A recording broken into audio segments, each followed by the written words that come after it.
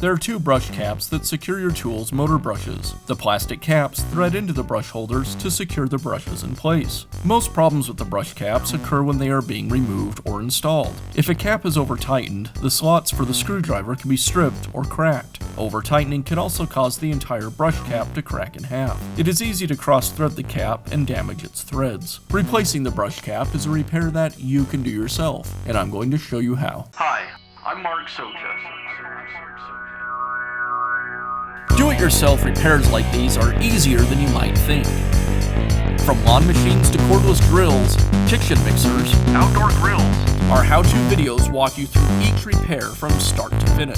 So doing it yourself means never having to do it alone. Let's get started. I'll begin by removing the brush cap from the motor. I'll use a screwdriver to unscrew the cap.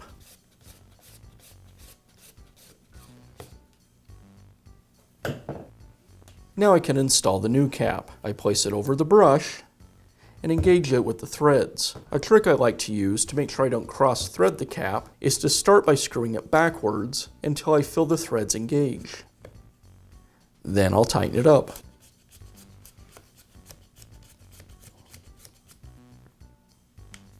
And that's how easy it is to replace the brush cap on your power tool. Be sure to check back often for new videos and expert advice. If you found this video helpful, give us a thumbs up And leave a comment.